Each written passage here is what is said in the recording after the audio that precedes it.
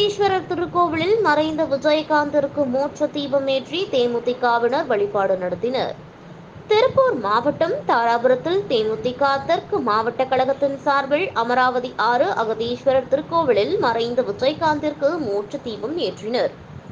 தேசிய முற்போக்கு திராவிட கழகத்தின் நிறுவனர் கேப்டன் விஜயகாந்த் மறைந்து இன்றுடன் 30 நாட்கள் ஆகிறது. 30வது நினைவு நாளை அனுசரிக்கும் விதமாக தேமுதிக மாவட்ட கழக செயலாளர் ஆறுசாமி தலைமையில் தாராபுரம் அமராவதி 6 அகதீஸ்வரர் திருக்கோவிலில் கேப்டன் விஜயகாந்திற்கு மோட்ச தீபம் ஏற்றி சிறப்பு வழிபாடு நடைபெற்றது.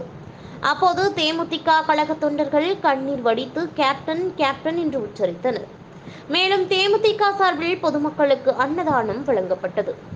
கேப்டனுக்கு மோட்ச தீபம் ஏற்றிய நிகழ்ச்சியில் மாவட்ட தேமுதிக கழக தலைவர் வழக்கறிஞர் பன்னீர்செல்வம், பொருளாளர் அண்ணாதுரை, துணைச் செயலாளர் ஆலம்பாளையம் கந்தசாமி, ஒன்றிய செயலாளர் ரவநீத கிருஷ்ணன், வெங்கடாச்சலம், செயற்குழு உறுப்பினர் கிரி, பொதுக்குழு உறுப்பினர் குணசேகரன், தாராபுரம் நகர கழக தலைவர் ஜோசப், பொருளாளர் தாரை முனியப்பன், தாராபுரம் ஒன்றிய துணை செயலாளர்கள் நாகராஜ், மணி, குண்டடம் பிரகாஷ், செல்வகுமார், தாராபுரம் தண்டபாணி, மூலனூர் ஒன்றிய நிர்வாகிகள் நந்தகுமார், சிவசாமி, மகளிர் அணி நிர்வாகிகள் சித்ரா, செல்வராணி, மணிமேகலை உள்ளிட்ட ஏராளமான பொதுமக்கள் மற்றும் தேமுதிகவினர் கலந்து கொண்டனர்.